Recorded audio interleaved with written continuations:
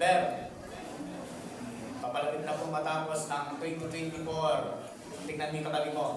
Buhay, malakas, masigla, pinagpapala, at mabubuhay ng mahaba!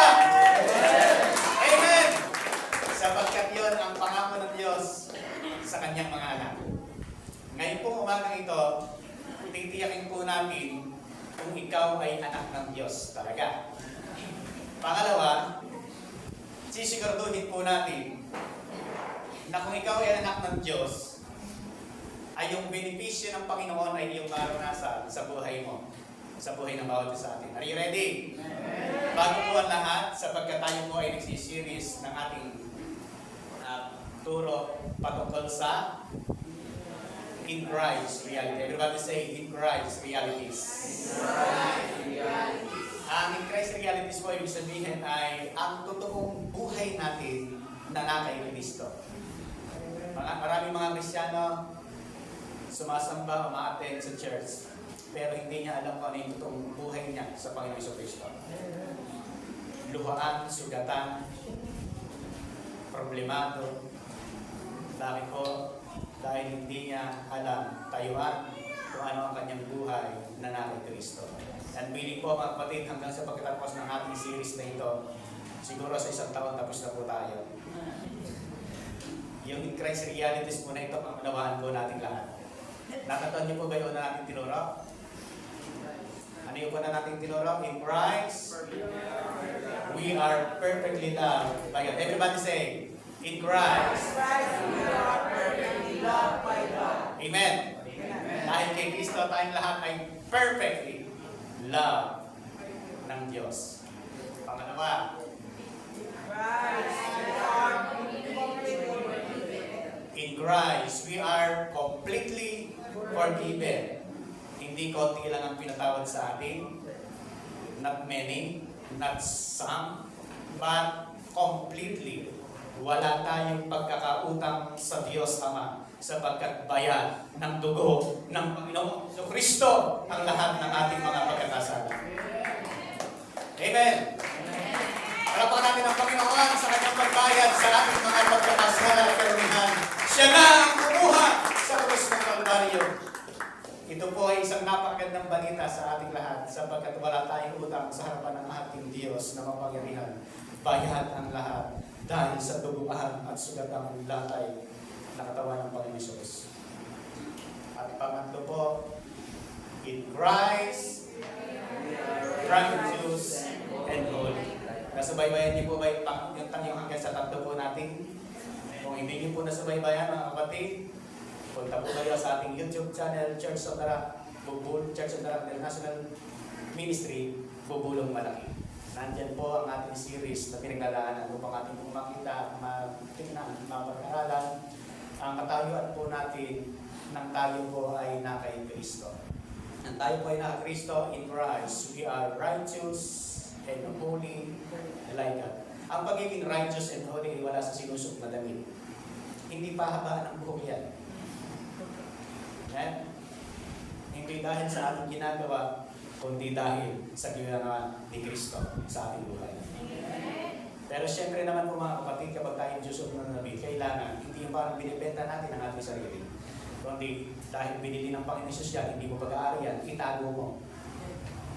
At walang ibang makakakita niya, kundi ang partner na binigay sa iyo ng Panginoon. Amen! In Christ we are righteous and holy. Hindi tayo naging banal dahil sa ating mga ginagawa, kundi tayo naging banal dahil sa ginawa ng Panginoon Hesus sa ating mga buhay. At part 4, pakibasa. Christ, I am becoming a child of God. Bakit po becoming? Sapagkat baka meron pa pong hindi nakatitiyak na siya po ay anak ng Diyos. Bago matapos po ang turo po ito ngayong umaga, I believe na tiyak na tiyak at sigurado po tayo na tayo po ay mga anak ng Diyos. Bakit po becoming? Sapagkat po in Christ, una, number 1, isa na po natin, sapagkat mahaba po ito eh. Siguro po din po tayo ng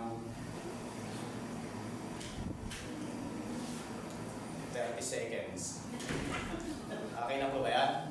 Okay, sige pa. Becoming a child of God. Panguna, the decision. Para ikaw ay maging anak ng Diyos, kailangan mong magdesisyon. Sapagkat hindi po lahat ng tao ay anak ng Diyos. Hindi lahat ng tao ay anak ng Diyos. Dati ang akala natin, pasimba-simba, anak na ng Diyos. Pero ang sinasabi po ng Bible, kailangan mong desisyonan para ikay maging anak ng Diyos. Sapagkat hindi po lahat ng tao ay anak ng Diyos. Sino lang po ang anak ng Diyos? Sa ating pagtutuloy ng araw ito ay nakita po natin kung sino ang totoong mga anak ng Diyos. Lagyan po natin ang verse, the decision. Una, number 1. Sabi po ng John, chapter 1, verse 11 and 12, He came to His own, referring to Jesus Christ po yan.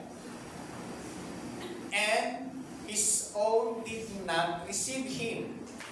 Pumunta sa sariling kanya, ngunit hindi siya tinanggap ng sariling kanya. Hindi siya tinanggap ng sariling kanya.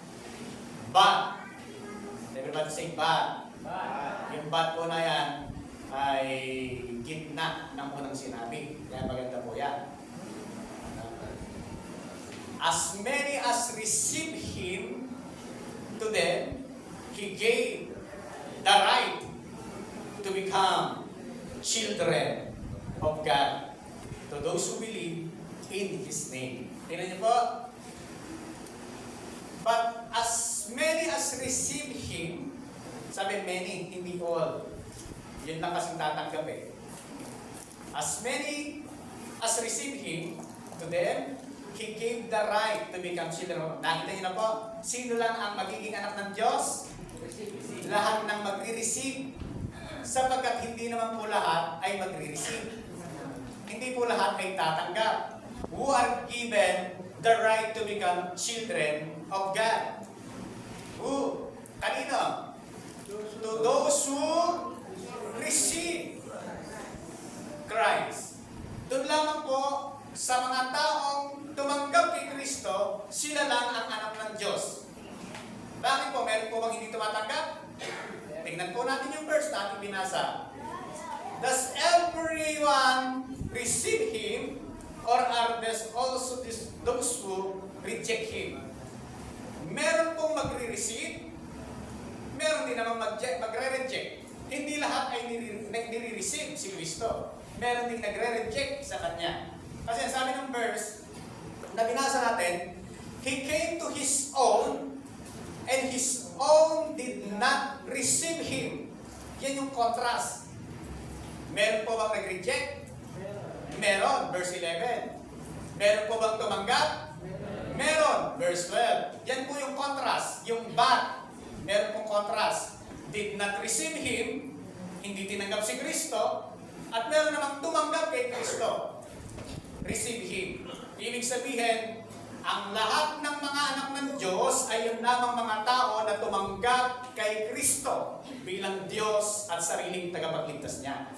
Pero kung hindi siya tinatanggap bilang Diyos, tagapagligtas ng kanyang buhay, hindi siya anak ng Diyos. Yan ang sabi ng Bible. Bakit tinanong niyo ito? Pumunta si Jesus sa sariling kanyang bayan, pero hindi siya tinanggap na sariling kanyang bayan. Ang ginawa, ano ang nangyari sa kanya? Siya po ay nireject. Kaya meron pong tumatanggap, meron din pong nagre-reject. Para lang pong yung decision, magdi-decide ka kung susunod ka sa Diyos o hindi. Halimbawa, to receive and to reject, yan po yung gagawin ng tao kapag sinishare si Kristo. Either tanggapin ng Panginoon or i-reject ang Panginoon si Kristo. Alam mo, sabi ng Panginoon, kay Evangelan, sa pinagbabawal na punong kahoy, kakainin mo o hindi kakainin, ganun lang. May pagpipilian po. Mahirap po kasi mamili kung isa lang eh. Sige, mamili ka na dyan sa isa. May pagpipilian. Ang Diyos, nagbibigay siya ng pagpipilian. Kaya, kung tatanggapin ng tao si Kristo, siya ay magiging anak ng Diyos. Paano pagtanggap kay Kristo? Bilang Diyos at Panginoon ng kanyang buhay. Diyos, Panginoon at tagapagligtas ng kanyang buhay. Kasi hindi lang pwedeng tagapagligtas mo siya tapos hindi mo siya Diyos. Kailangan Diyos mo siya. Amen? Amen. At kapag tumanggap tayo kay Kristo, tayo ay mayroong buhay na walang hanggan. Ngayon, who are given the right to become children of God? The answer is, basa. Those who are received Christ. Ang pinagkalooban lamang na siya ay maging anak ng Diyos ay ang mga tao na tumanggap kay Kristo. Pangalawa, what does it mean to receive Christ? The answer is, it's mean to believe in His name. Kasi tingnan po, sabi niya Bible, but as many as receive Him, to them He gave the right to become children of God, to those who believe in His name. No other name. Walang ibang pangalan, kundi dapat natanggapin ang Panginoong Jesucristo. Si Jesus Christ. Sabi ng Bible, biblically, receiving Christ means believing in His name. Sa Bible, paano tatanggapin si Kristo? Maniwala sa kanyang pangalan. Si Jesus ay tanggapin at maniwala sa kanyang pangalan. Because, why do we need to believe in His name? Because, there's no other name. Wala nang ibang pangalan sa silong ng langit. Ang sabi ng Bible, nasukat ni kaligtas. When know this, sabi niya, then know this, you and all the people of Israel, it is by the name of Jesus Christ. Pero bigay po natin yung context. Bakit sinabi po ni Peter yan? Alam niyo po, ang context ng pinanggalingan, talutong po yan, overflowing ng Gawa, chapter ano sinundan ng chapter 4? 3. Very good. Bago magkaroon ng 4, 3 muna. Alam niyo po yung kwento ng Acts chapter 3, yung lumpo, gumaling, naglulundan, nagpuri sa Panginoon, at hangang-hanga yung mga tao. Sabi ng mga tao, paano nangyari dito? Dati itong lumpo, bakit ngayon ay malakad na? Sabi ni Peter, then know this, you and all the people of Israel, it is by the name of Jesus Christ of Nazareth, who you crucified, but whom God raised from the dead, that this man stand before you healed. The name of Jesus, ang nagbigay ng kagalingan ay ang pangalan ng Panginoong Jesucristo. Kasi, tingnan nyo, Jesus is the stone you feel rejected has become the cornerstone. Salvation is found, is no one else, for there is no other name under heaven given to mankind, but which we must be saved. Walang ibang pangalan na binigay ng Diyos sa mga tao na sukat nating iligtas, kundi ang pangalan lamang ng Panginoong Jesucristo. Kaya kailangan, bago maging anak ng Diyos, maniwala kay Kristo. Hindi lang basta kay Kristo. Sabi ng Bible, sa kanyang pangalan. Jesus. Sa pangalan ng Panginoon Kristo. The most powerful name and the most beautiful name. Bakit po natin tinuturo na kailangan mo muna tanggapin si Kristo? Sapagkat hindi lahat ay anak ng Diyos. Merong ding anak ng Diablo. Sabi ng Panginoong Jesucristo mismo sa kanyang salita, sa John chapter 4 verse 8, you belong to your father, the devil. Yung context po kasi si Jesus Christ ay nangangaral pero siya po ay pinipersecute ng mga punong saserdote, ng mga pari ng panahon po na yan. Sabi sa kanya, bakit anong karapatan mo na gumawa ng mga himala, mga ganyang bagay? Hindi sila naniniwala kay Kristo. Kaya ang sabi ni Jesus sa kanila, you belong to your father, the devil. And you want to carry out your father's design. Kung ano ang gusto ng anong diablo, yun yung ginagawa niyo. Kaya sabi ni Jesus, you belong to your father, the devil.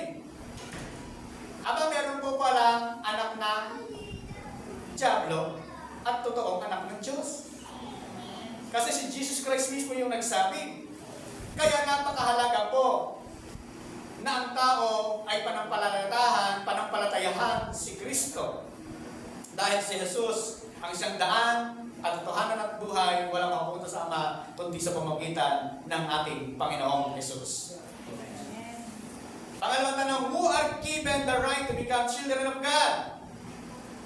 The answer is, those who have received Christ. Pangalawa, what does it mean to receive Christ? The answer is, it means to believe in His name. Nanampalataya kay Kristo, naniwala sa Kanyang pangalan. Pangatlo, why do we need to believe in His name?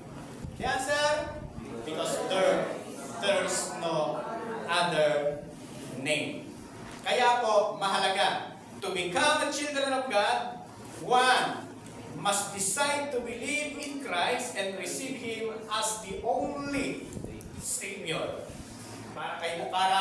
Para sa maging anak ng Diyos, kailangan mag-decide ang isang tao na tanggapin niya si Kristo bilang kanyang tagapagligtas, bilang kanyang Diyos, Panginoon. Ano po yung una natin? The decision. Pangalawa, the adoption. Okay? Para maging anak ni Kristo, kailangan manampalataya sa Panginoon Jesus, sa Kanyang pangalan. Kung nanampalataya na tayo sa Panginoon Jesus Kristo, kailangan naman natin yung pangalawa, the adoption. Sapagkat ang sabi ng binasa natin kanina, sino man tumanggap kay Kristo ay pinagkalabang maging anak ng Diyos. Sino po ba ang anak ng Diyos lang talaga? Si Jesus. Siya ang bugtong na anak. Ang tawag sa atin dugtong na anak. Idinugtong tayo. Ang tawag doon, adoption. The spirit of adoption. Ano po ang ibig sabihin ng adoption? Sa Bible, sabi ng Bible, for you did not receive the spirit of bondage against to fear, but you received the spirit of adoption by whom we cry out, Abba, Father. Kaya tayo tumatawag sa Diyos ng Abba Father o Ama ko, sapagkat tayo ay inadopt ng Panginoon. Meron po akong booklet na binabasa. Ito po ay, ang title ay The Spirit of Adoption. Kung gusto niyong basahin, sabihin nyo lang sa akin. Hindi ko napapahabaan dahil mahaba po yan. Isang libro po yun. Kaya lalagpasan na po natin yan. Ito na lang po ang bibigay ko sa inyo. Biblically, adoption refers to an act of God by which individuals are brought into a new familiar relationship with Him, becoming His children by grace through faith in Christ. Ang ibig sabihin lang ng adoption simply means ikaw ay ibinilang sa pamilya ng Diyos. Amen! Amen. Tayong lahat ay kabilang sa pamilya ng Diyos. What is doctrine of adoption? Meron po kasi tinatawag na doctrine of adoption. Bigay ko po ito. It is an act of God whereby He make us members of His family through Christ. So it's so as to secure our full right as His children. Yan po ang tinatawag na the doctrine of adoption. Nakita po natin yan sa libro. Booklet po natin babasahin. Okay. Kaya mahina pa yan natin. Becoming children of God, pangatlo. The privileges. Okay? The privileges. Nang ikaw ay tumanggap ng desisyon na tumanggap kay Kristo, inadapt ka ng Diyos bilang Kanyang anak. At nang ikaw ay inadapt ng Diyos, ampunin ng Diyos bilang Kanyang anak, merong privileges sa iyo ang Diyos. Are you ready? May privilege ang Diyos sa ating mga buhay. Ano po ang privilege ng Panginoon? Sabi po ng Bible, ito man ang basahin natin. But as many as receive Him, to them, He gave the right. Sa NIV po ang binanggit, right. Right. Pero sa King James ang binanggit, power. Okay? to become children of God to those who believe in His name. Ano pong ibig sabihin ng power? Ang ibig sabihin po ng power ay exousia sa Greek. Ang ibig sabihin, authority, right, and privilege. Hallelujah. Hallelujah!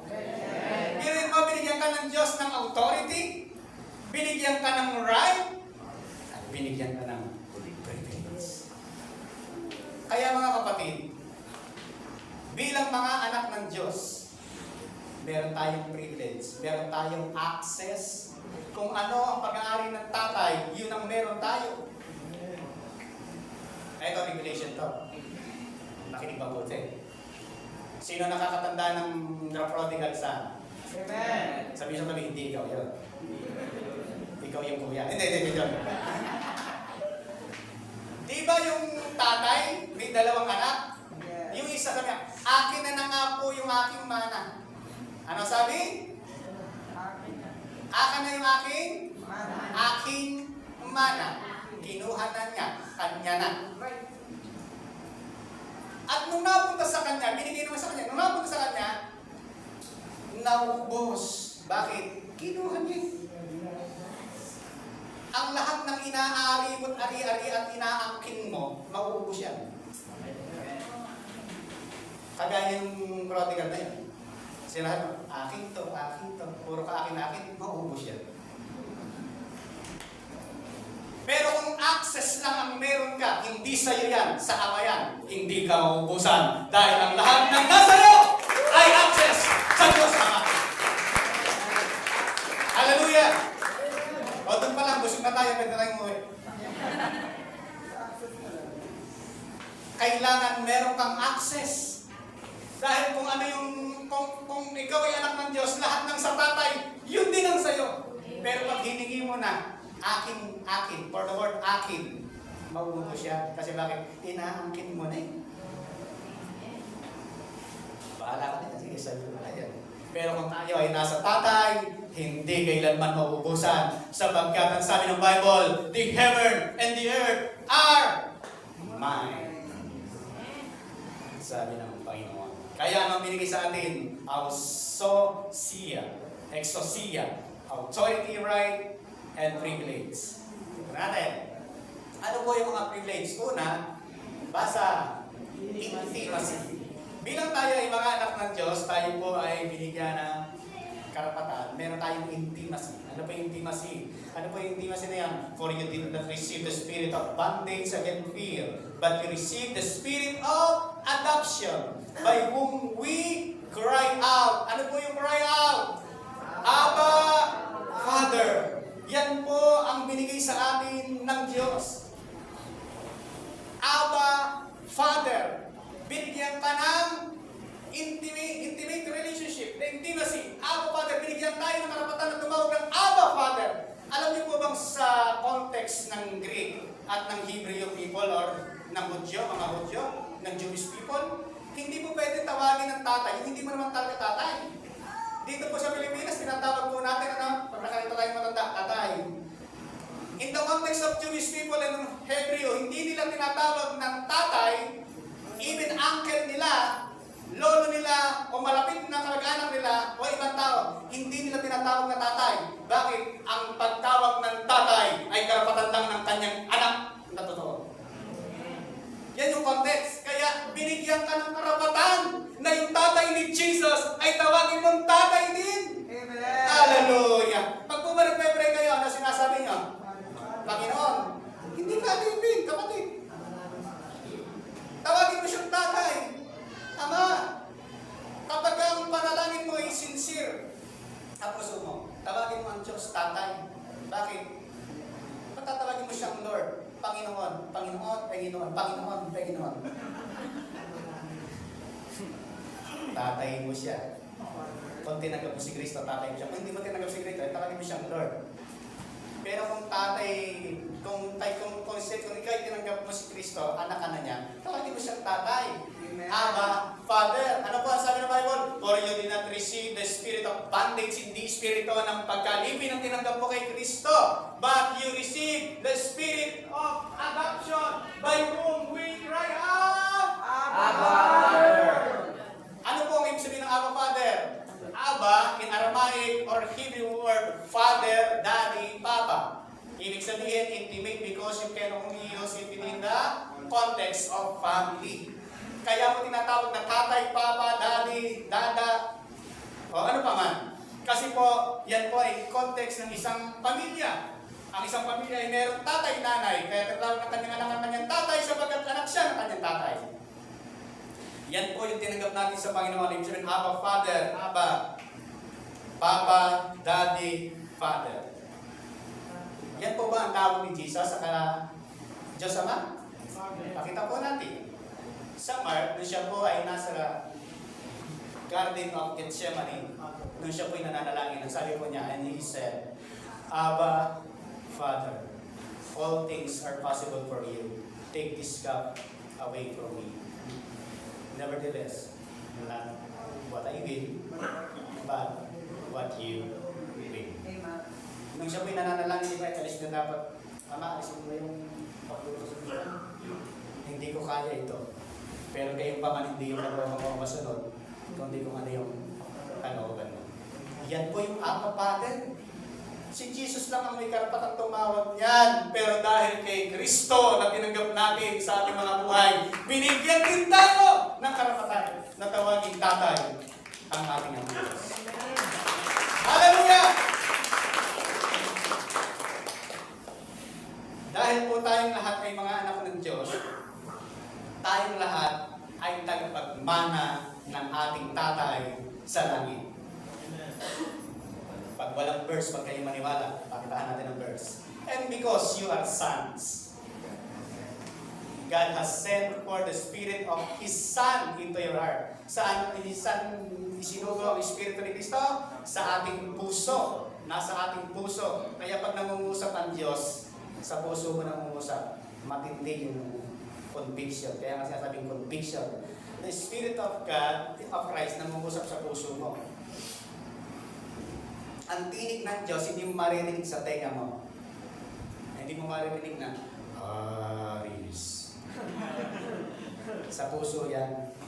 Dahil si Kristo nasa puso mo. Diyan. Sabi ng Bible, Old Testament, huwag mong sundin ang iyong puso. Sa Kawikaan chapter 4, verse 29. Anak, ingatan mo ang iyong puso, tinatagli sa pagkain. Kapatid, sa inyo lang po yan.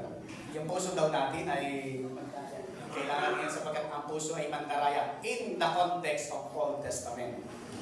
But, ngayon po, New Testament na kay Kristo ka, yung pangungusap ng Diyos sa puso mo,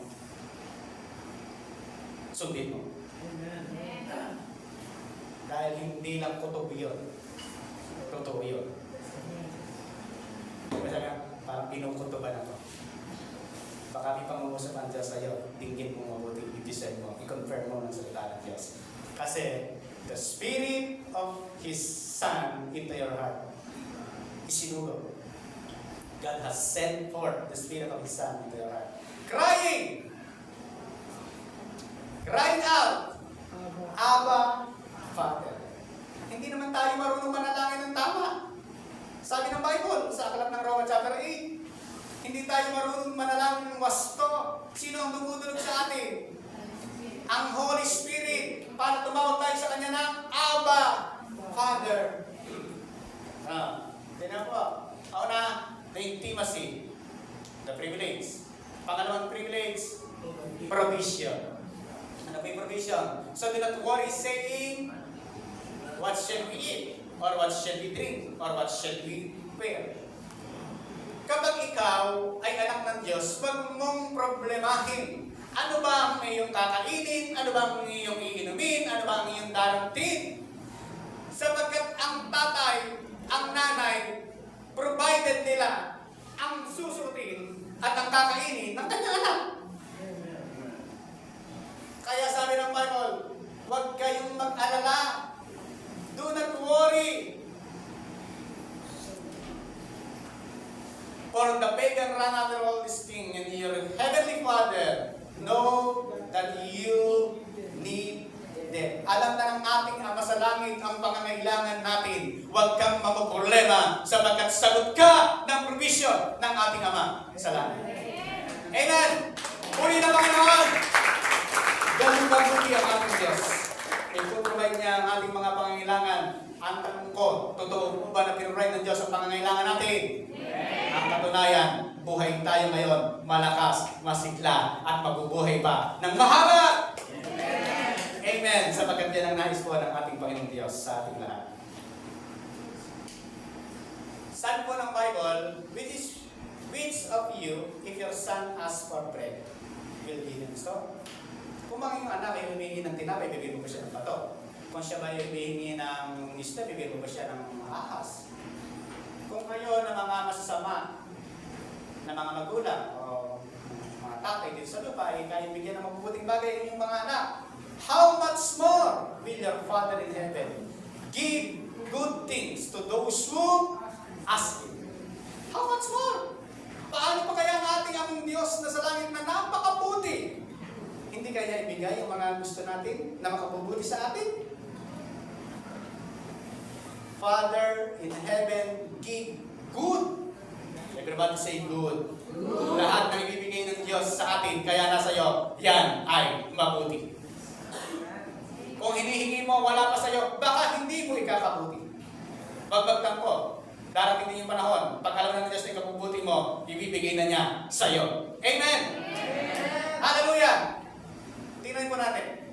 Ano ba yung kanyang provision para sa atin? Healing is children's bread. Hindi lang provision ng ating mga pangangailangang material, even provision para sa ating kagalingan. Alam niyo po ba yung kwento ng Matthew 15:26? Yung babae lumapit kay Jesus. Yung aking pong anak, nilalapit ko po sa inyo. Sabi ni Jesus, Ate, ako ay isinugo lamang para sa mga anak ng Israel. Opo, nalalaman ko. Ngunit, sabi ni Jesus, diba, yung mga aso ay hindi bigyan. Pero sabi ng babae, opo, nalalaman ko, ngunit ang aso man ay namubulog ng mga bubong sa kanyang nakapag. Ano ginawa ni Jesus doon sa babae? Pinagaling ba yan ako? Hindi. Pinagaling. Kung yung babae na hindi naman anak na lumapit kay Kristo, pinagaling. Ikaw pa ba na anak ng Diyos ay hindi na kaya? Isipin po natin yan, mga kapatid. Kung yung babae lumapit kay Kristo, sabi niya, ako'y sinugo lamang para sa mga anak ng Israel. Kaya sabi ng Panginoon, ang provision niya, pangalawa, healing is children's bread. Ang kagalingan ay para sa iyo at sa akin. Believe it! Panampalatayaan natin, paniwalaan natin, ang kagalingan ay para sa atin. Amen! Kaya tayong lahat ay mabubuhay ng mahaba, malusog, masigla, malakas dahil kay Kristo. Kung paniniwalaan mo yan. Pero kung di mo paniniwalaan, masakit dito, masakit dito, sumakit ang ulo ko, sumakit ang biro ko. Eh kung ano kasi sinasabi mo, yan ang nasasakit sa'yo. Kasi kung ano sino-confess, yun ang mangyayari. Mas mangyayari yung sinabi kaysa yung sinasabi ng isip mo lang na. Kaya nga po pagka tayo ay nag-pray, mas maganda, ideklara mo ang sabihin mo. Kasi hindi kapangyarihan yung sinasabi. Pagka sinabi mo, mas makapangyarihan. Pero pag nasa isip mo lang, parang sinasabi mo, blessed ka, pero hindi mo naman maldo ka sa bibig mo. Bakit? Nahihiya ka kasi sasabihin ng tao, blessed daw siya. Hindi naman halata. Bagang pagkadahil sa sinasabi ng mga tao sa labas, sabihin mo kung ano yung sinasabi ng salita ng Diyos, sapagkat ang sinabi ng salita ng Diyos, yun ang totoo. Amen! Ano po yung meron tayo? Provision. Pangatlo, inheritance. Hallelujah. Merong mana. Ano po yung mana? Sabi po ng Bible, Now, if we are children, then we are heirs of God, and co-heirs with Christ. Ay, pakibasa nga po. Now we are children, then we are heirs, heirs of God, and co-heirs with Christ. Ay, may conviction naman sa puso. Para bang gusto mangyayari sa buhay mo. Okay po, mga kapatid, yung may conviction. Now we are children, then we are heirs, heirs of God, and co-heirs with Christ. Ngayon, dahil tayo ay na kay Kristo at mga anak ng Diyos, tayo ay mga tagapagmana ng Diyos, kasama tagapagmana ni Kristo. Hindi po ba tayo natutuwa rin, mga kapatid? Sabi ng Bible, kasamang tagapagmana ni Kristo, kung ano ang mayroong si Kristo, ganun din tayo. Masaya po ba kayo ron? Ay, pag masaya ako, pumapalakpak sa Panginoon. Pinapalakpak ko. Pero yun ba yan? Ay, picturean niyo po. Mga kapatid, isulat niyo. Kasama kang tagapagmana ni Kristo, kung ano ang pribilehiyo na meron si Kristo, meron ka din noon, kapatid. Hallelujah! Hallelujah! Ayun po ba? Oh. Tingnan sabi niya, because you are His sons. Dahil kayo ay mga anak ng Diyos. God sent the Spirit of His Son into your hearts. The Spirit who calls out, Abba, Father. So, you are no longer a slave, but God's child. And since you are His child, God has made you also tagapagmana tayo ng mga pangako ng Diyos. Hallelujah! Amen! Tingnan niyo po ito. Praise be to the God of Father, our Lord Jesus Christ. In His great mercy, He has given us new birth into a living hope through the resurrection of Jesus Christ from the... Ano po yung meron tayo? Living hope. Meron tayong buhay na pag-asa dahil kay Kristo. Meron tayong buhay na pag-asa dahil kay Kristo. Mga kapatid, kapag ikaw merong buhay na pag-asa, hindi patay na pag-asa yan? Buhay. Sabi natin, buhay. Buhay. Meron tayong buhay na pag-asa. Aba, wala kang karapatang malungkot. Wala kang karapatang mangamba. Wala kang karapatang problema. Bakit po? Meron kang buhay na pag-asa. At ang nangako, Diyos. Tingnan po and into an inheritance that can never perish. Ano daw po? Tingnan po. Ano daw po yung living hope? Ano po yung living hope? Into an inheritance that can never perish.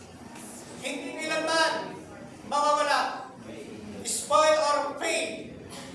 This inheritance is kept in heaven for you and for me.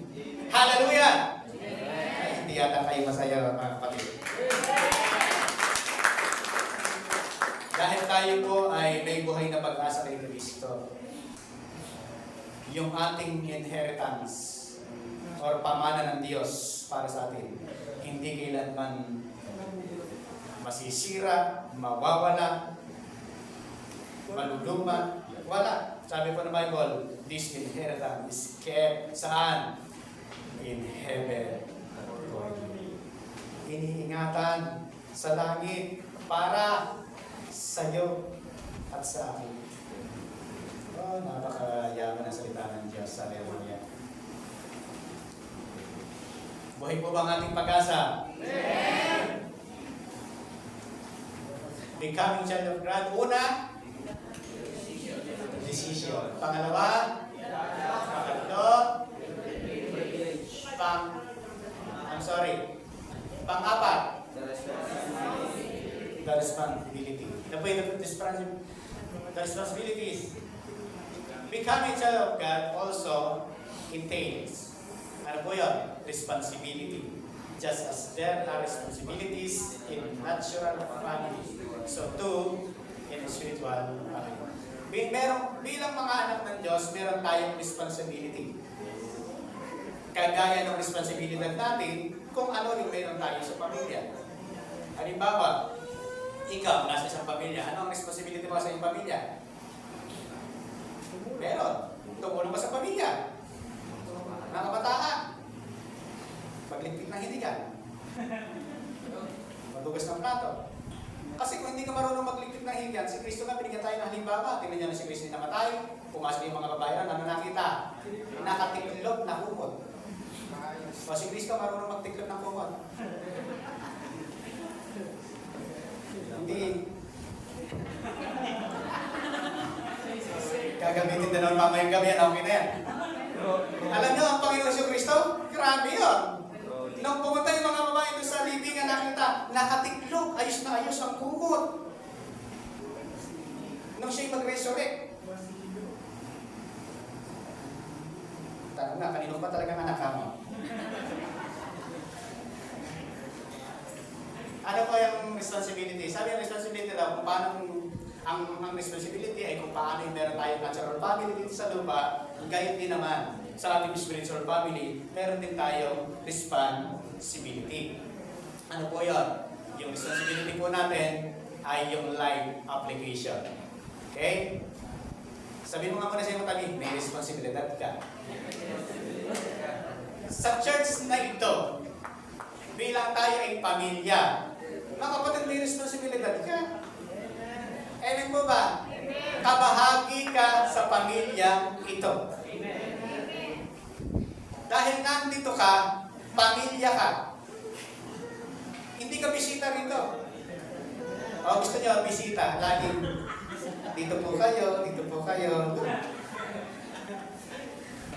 Wag po kayo laging, hindi po namin kayo tinuturong na bisita dito, ha? Kayo po ay family dito. Dahil kayo ay family dito, may responsibilidad tayo sa isa't isa. Okay po ba yan? Meron tayong responsibility bilang family. Sama-sama natin i-expand kung ano yung nais ng Panginoon. Dito na lang tayo. Life application. Ito po yung responsibility natin para matapos na po tayo. Una, masa! Thank God for the privilege of being adopted into His family. Bilang tayo po ay mga inadapt ng Diyos at kabilang sa kanyang pamilya, naging anak tayo ng Diyos. Pasalamatan natin ang ating ang Diyos sa langit. Sapagkat tayo ay kinumpog niya.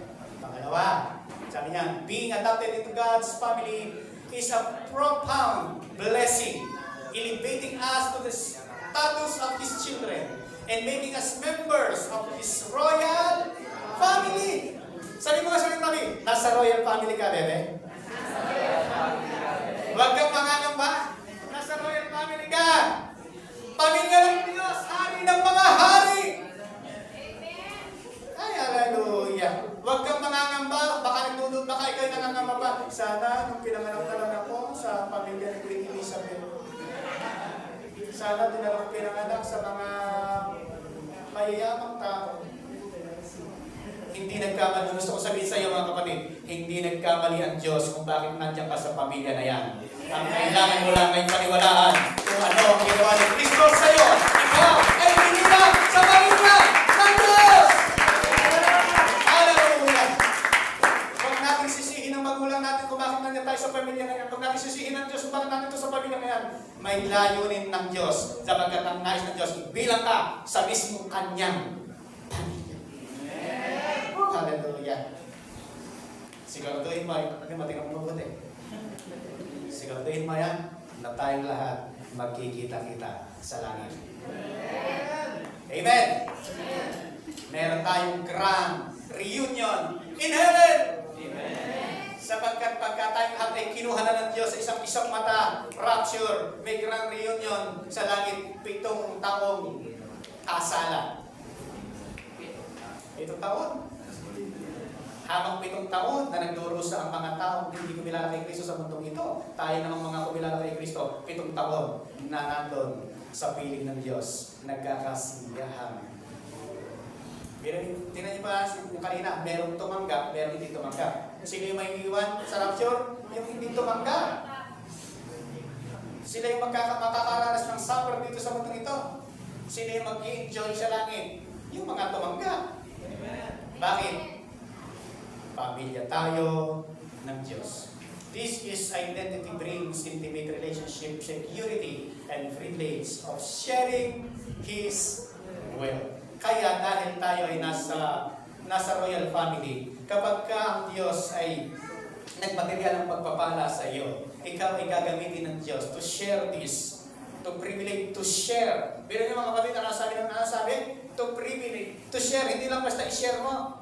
Ang pag-share mo ng iyong kayamanan para i-expand ng kaharian ng Diyos ay isang privilege. Hindi lahat ay binibigyan ito. Hindi lahat ay ginagawa ito. Mapalad tayong lahat sapagkat pribilehiyo na tayo ay makatulong to expand the kingdom of God here on earth. Kaya yung mga binibigay natin sa Panginoon hindi nasasayang. Magagamit yan to expand the kingdom of God here on earth. Bakit po? It is a privilege sharing. Yung yaman niya na binigay sa atin, privilege na ibabahagi para sa atin. Kaya po. Pangalawa, love your spiritual family. Mahalin mo yung spiritual na family. Alam niyo mga kapatid, ang kasiraan ng isang pamilya ay kasiraan mo rin. Kaya kung merong issue sa loob ng pamilya, huwag mo nang sinasabi sa iba, hindi nila naiintindihan yun. Hello? Huwag mo nang sasabihin sa labas kung ano ang nangyayari sa loob, sapagkat ang nangyayari sa loob ay kasiraan mo rin nagsasabi sa labas. Kaya kung may problema ang nangyayari sa loob ng pamilya, ang isang dapat na gawin ng isang membro ng pamilya, hindi ko mamimig, tumahimik, hayaan si Lord ang kumilos. Amen! Amen! Sapagkat ano ang nangyayari sa atin, sapagkat itong lahat ng ito ay pamilya ng Diyos. Itong lahat ng ito ay katawan ni Kristo. Nasa pamilya ni Kristo. Kasiraan natin ang sasabihin natin mga pintas ng iba nating mga kapatiran. Kaya ano kailangan natin gawin? Ipanalangin ang bawat isa. Kaya sabi ni Pablo sa aklat ng kanyang aklat ng epistle, pray one another. Pray one another. Pray one another. Love your spiritual family. Kaya, mahal niyo po ba ang iyong katabi? Yes! Nagmamahalan po ba tayo dito? Yes! Mamahalan po tayo dito. Sabi siya tabi, I love you. Mga chum-chum.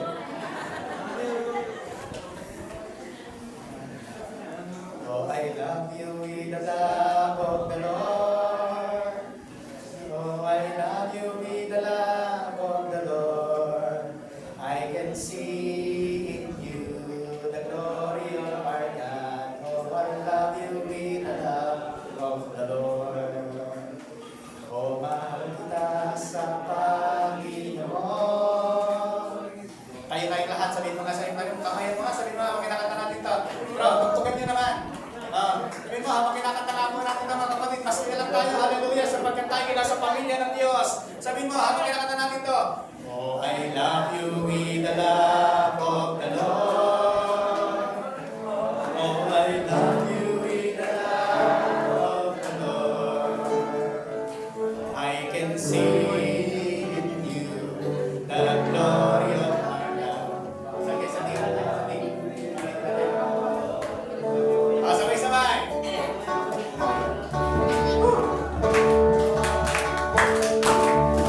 Magkakayan na tayo. Oh, hallelujah. Sapagkat ang pagkakaisang pagmamahalay na inutubuo sa pagpapahala ng Diyos. You with the love of the Lord. Oh, I love you with the love of the Lord.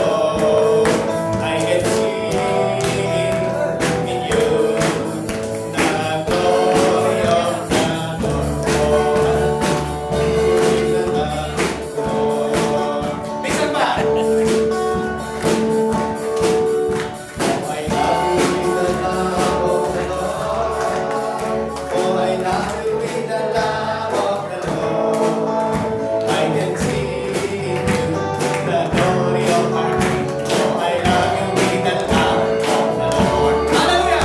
Oh, I love you with the love of the Lord. Oh, I love you with the love of the Lord. I can see in you the glory of our God. Oh, I love you with the love of the Lord. Oh, mahal kita. Mahal kita sa Panginoon.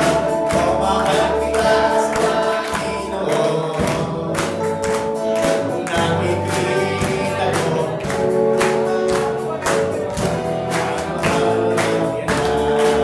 Oh, mahal kita. Oh, mahal kita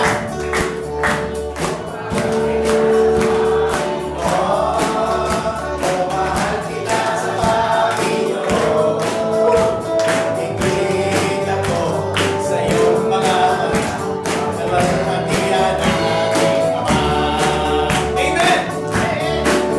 Hallelujah! Okay po ba mga kapatid? Okay po ba kayo? Mahal niyo po ba ang bawat isa? Bilang tayo ay pamilya ng Diyos, mga kapatid, the requirement ang ginagawa ng Panginoon. Magmahalan sa isa't isa. Patuloy po natin. Sige, upo muna kayo. Upo muna.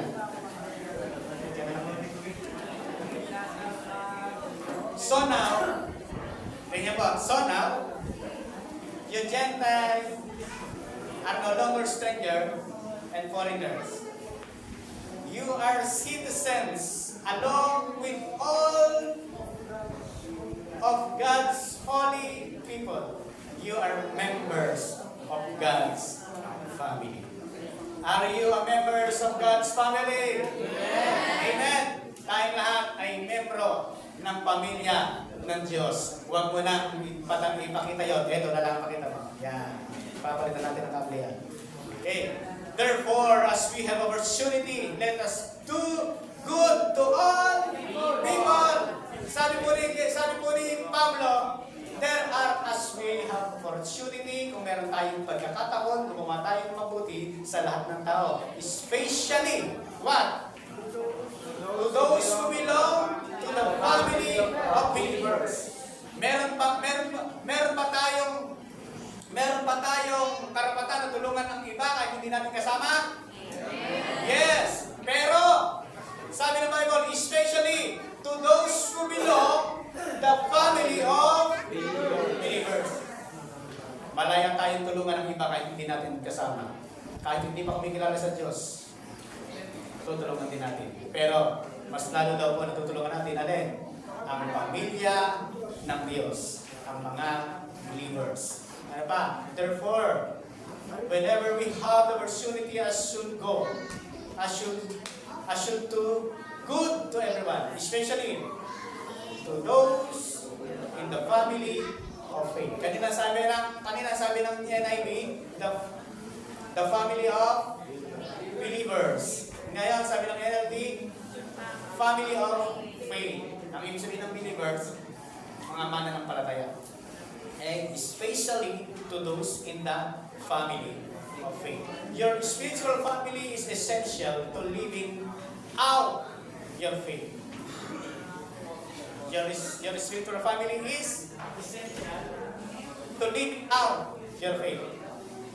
It fosters unity and mutual support, reflecting God's love in us, through us. Hello, nandiyan pa po ba kayo mga kapatid?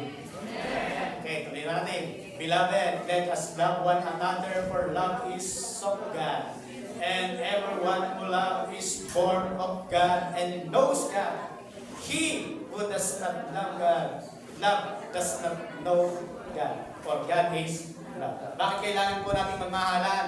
Sapagkat ang Diyos ay pag-ibig. Ang hindi umingibig ay hindi nakakakilala sa Diyos, ay hindi mga anak ng Diyos. Ngunit ang mga umingibig daw ay mga anak ng Diyos. Dahil ang Diyos ay pag-ibig, kailangan natin magmahalan sa isa't isa. Pangatlo, connect with your spiritual family through fellowship. Kapag ikaw ay nasa pamilya ng Diyos, Kung ikaw ay totoong anak ng Diyos, kumani ka sa pamilya ng Diyos. Sa mga fellowship, mga gawain, Sunday service, kumani ka sapagkat ikaw ay pamilya ng Diyos. Ikaw ay kasamang sumasamba sa ating Diyos na buhay. Amen. Bakit? Ano sabi ng Bible? Let us not neglect our church meeting. Kailan po ang ating church meeting? Every Sunday. Huwag na nating i-neglect. Huwag nating kalilimutan ang ating mga pag-house na gawain sa church meeting. As some people do, kagaya ng mga ginagawang ng iba, kinakalimutan na. But, encourage and warn each other. Palakasin ang bawat isa, especially now that the day of His coming back again is drawing near. Hanggang ngayon, lalo ng panahon ito, malapit na ang pagbabalik ng Panginoon sa Kristo, lalo po tayong magsama-sama bilang mga kapatid na sumasamba sa Diyos. Without being judgmental, some people may have valid reason for not being able to attend worship service in person. Bagamat meron mga Kristiyano na talaga hindi nakakatalo ng Sunday service, gawa ng kanilang sitwasyon sa buhay marahil. Huwag natin silang husgahan. Hindi ka anak ng Diyos. Hindi ka tumatalo. Hindi po natin sila husgahan. Kaya natin kung ano yung kanyang ginagawa para sa Panginoon na nararanasan sa Diyos. Na baka naman mayroong pinagtataanan, kailangan ko lang siyang palakasin. Kaya hinusgahan pa natin, hindi ka tumatalo. Lalo tuloy na daw. In such cases, digital connection and fellowship through online worship can be suitable alternative. Pwede naman, may alternative naman. Meron tayong internet, meron tayong, ito, kayo po namin pamilya online. Your family, we belong to this family. Kaya lagi mong makitune in, salamat sa inyong panonood. Nawa kayo na nanonood dito ay lumagok sa pananampalataya. Sama-sama tayong lahat. Na lumagok sa pananampalataya sa ating Panginoon Kristo at sa pagkakilala sa tinapos na gawa ng Kristo ito sa krus ng Kalbaryo. Next, support our Heavenly Father's business. My question is, are you belong to the family of God? Amen. Kabilang po ba kayo sa pamilya ng Diyos? Amen. Amen. Ngayon kung kabilang kayo, pang-apat, pakibasa. Support our Heavenly Father's business. Bilang tayo ay pamilya ng Diyos, kagaya po na meron kang sariling pamilya at meron kang accountability sa iyong pamilya na yan. Gayon din naman sa pamilya ng Diyos, meron tayong accountability. Ano po yung accountability natin? Support our Heavenly Father's business. What is the business? And He said to them, why did you seek me? Ang context po, bago natin pagpatuloy, ay ito. Si Jesus ay 12 taong gulang, pumunta sila ng templo ayon sa pista ng pag-aandon, pumunta sila ron. At nung pauwi na ang kanyang mga magulang sa naman si Maria at si Jesus Christ ay naiwan doon sa templo na hindi namamalayan. Kaya nahanap sila, hindi nila nakita si Jesus na nabuha natin sa templo na kinuusap sa mga pari. Naintindihan po niya? Tapos, nung nakita si Jesus, sabi niya, and He said to them, why did you seek me? Did you not know that I must be about my Father's business? Si Jesus Christ ay alam kung ano ang Father's business. Ano po yung Father's business? Nakikipag-usap si Jesus Christ, nakikipagpaliwanagan siya. Saan? Sa mga punong saserdote. Pinaliliwanag ni Kristo marahil kung ano yung pagkakasugo sa kanya ng Ama kung bakit siya narito. Pinaliliwanag niya sa mga saserdote ito. Kaya kasabi ng mga saserdote, saan kumuha ng talino itong batang ito? Namamangha sila. Sapagkat si Jesus, ginagawa niya yung Father's business. Ito po.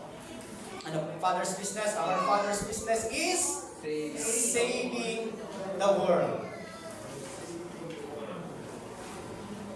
So, support po ba natin ang Father's business? Amen. Bilang ikaw ay nasa pamilya ng Diyos, isusupport natin kung ano ang business ng ating tatay.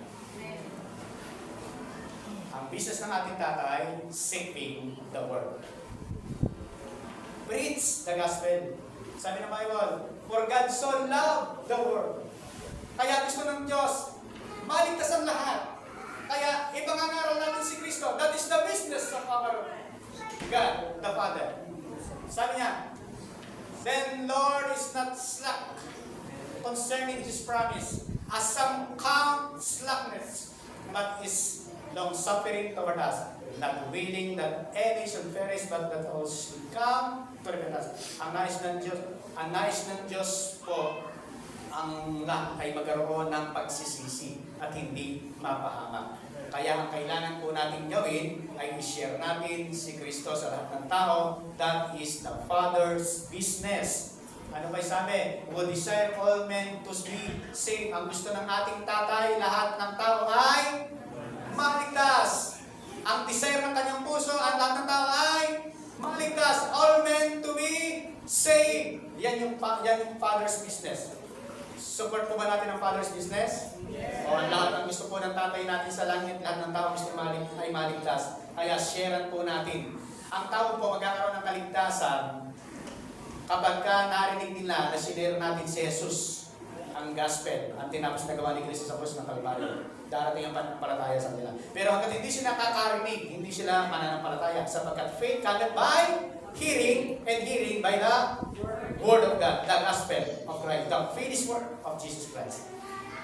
Pangalawa, preaching the gospel, the world.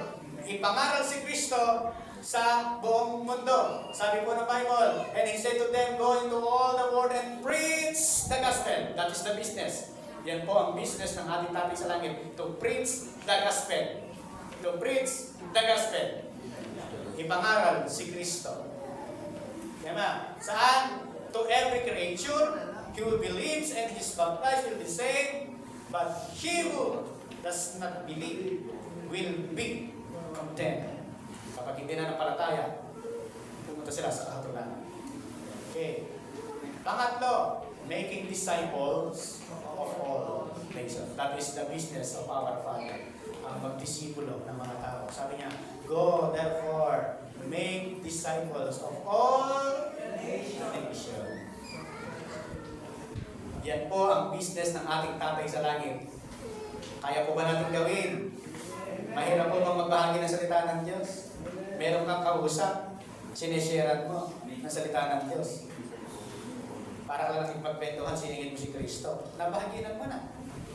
Eh minsan nangyayari sa atin, opportunity na sharean, nagtatanong pa sa isip mo, share mo na kaya? Paano ba share? Hanggang sa nakalis na yung tao, hindi mo nakasharean. Inuuna ng daga, nagkaroon ng daga dito. Kasi inisip mo, baka i-reject ako dito. Walang problema na i-reject tayo. Dapat salita tayo doon. Si Kristo nga, i-reject. Diyos na yun. Well, i-reject niya at hindi. At least na-share natin si Jesus sa kanila. Amen ba? So that is the business of our God, the Father.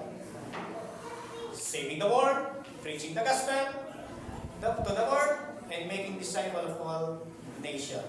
Whoever consider my life worth nothing to me, sabi ng Pablo, hindi ko nisindaran ang aking buhay ay mahalaga sa akin. My only aim, ang aking layunin is to finish the race and complete the task the Lord Jesus has given me. Ano po yung task na binigay sa Pablo? The task of testifying to the good news of God's grace. Ano po ang ating business, kagaya ni Apostle Pablo, to share the good news of God's grace to all mankind, sa lahat ng tao. To saving the world, preaching the gospel to the world, making disciples of all nations.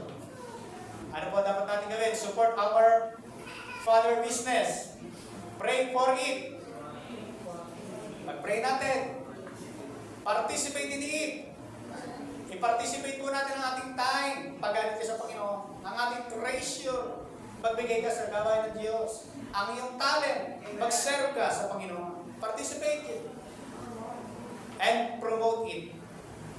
Yung po mga business, pinopromote natin. Yung eco-money nga, pinopromote natin eh. Yung pang business tatay natin. Hello. Baka gusto niyo mga eco-money. Sabihin niyo lang po sa akin.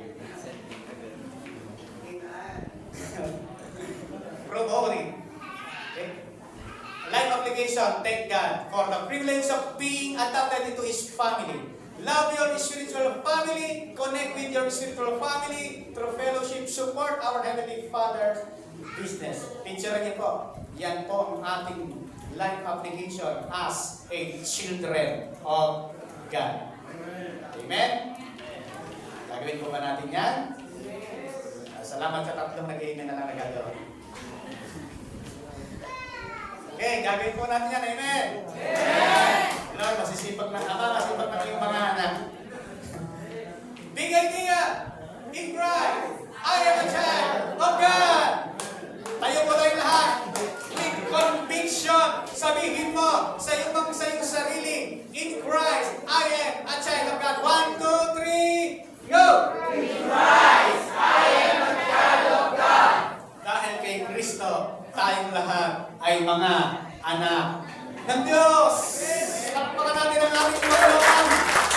Ang Panginoon Jesus, na sa dahilan kung bakit tayo ay mga anak ng Diyos. Hallelujah. Dahil po tayo ay mga anak ng Diyos, nawa po, hindi lang natin napakinggan ang mga salitang ito ng sautagan ito, kundi nakita rin po natin yung ating gampanin bilang mga anak ng Diyos. Mga magulang na naririto, kapag binigyan niyo po ang inyong mga anak ng kanya-kanyang assignment at hindi po niya ginawa, ano po ang inyong pakiramdam? Huwag niya nang sagutin.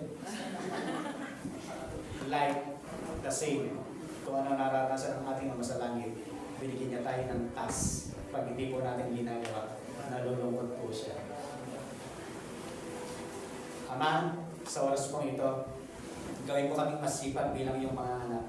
Itulang po kami ng iyong pag-ibig at biyaya upang magawa namin ang pagbabahagi ng iyong mga salita saan man po kami dalitan. Nasa eskwelahan man kami, nasa trabaho, sa aming mga kapitbahay. Ama Diyos, tulungan mo po kami sa pagkasasarili namin, hindi namin kaya. Ikaw po ang manguna sa amin. Upang gawin po namin na ipahayag ang Panginoong Jesus sa lahat ng tao na aming nakakasunod. Ipag-impita namin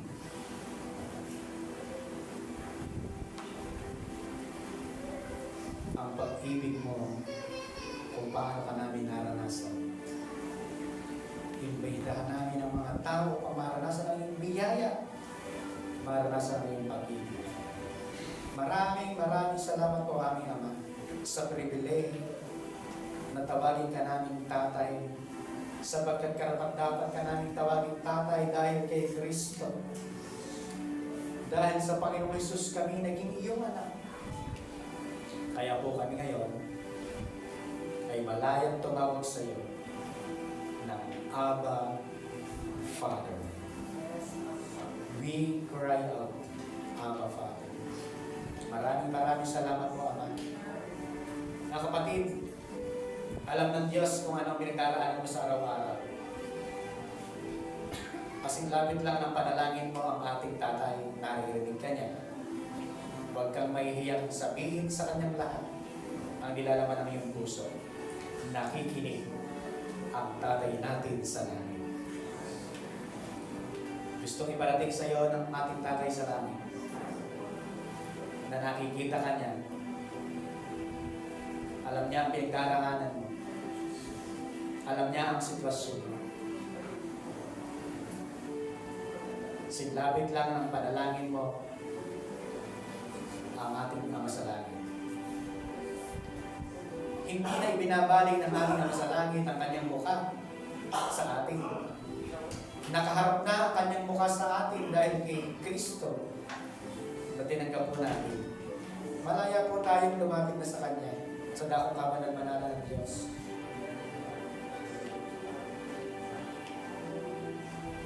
Huwag nyo na pong ibilang na parang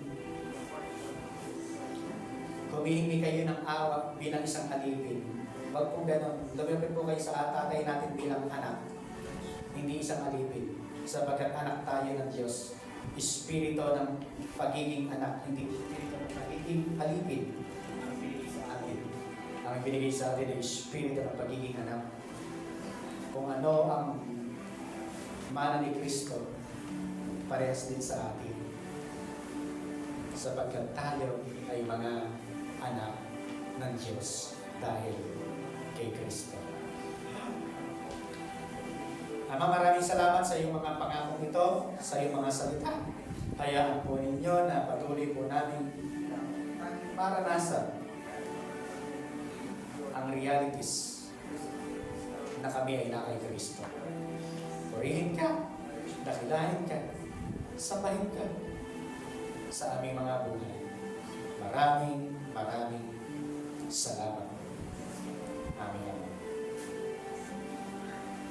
Comfort us, teach us, encourage us sa panahon na kami nangihina bilang mga tao. Palakasin kami ng iyong kapangyarihan, ng iyong biyaya at pag-ibig. Tulungan niyo po kaming lagi, aming Ama. Lagi po kaming umaasa sa iyong biyaya. Hindi sa aming lakas, hindi sa aming talino karunungan, ano man ang mayroon ka. Umaasa lamang po kami sa iyo, aming Ama. Purihin ka mo, Diyos. Luwalhatiin ka, aming Ama. Maraming salamat. Hallelujah, Jesus. Hallelujah, Jesus. Thank you, Father. Thank you, Father.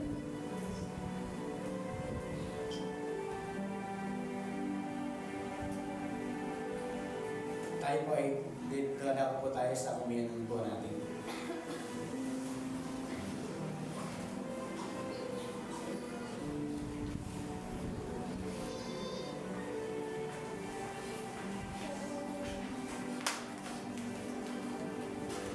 Ama, ito pa po ang isang privilegyo na mayroon kami ngayon. Nanggaling sa aming Panginoon Jesus, sa kanyang bugbog at sugatang katawan at kanyang dugo na dumanas sa krus ng Kalbaryo. Kami ay may buhay na walang hanggan. Kami ay wala na sa sumpa ng kahirapan. Kami ay mayroong kagalingan dahil sa latay na tinamo sa iyong katawan. Maraming salamat po sa mga simbolong ito na tinapay bilang iyong katawan, katas ng bukas bilang iyong dugo. Inaalala po namin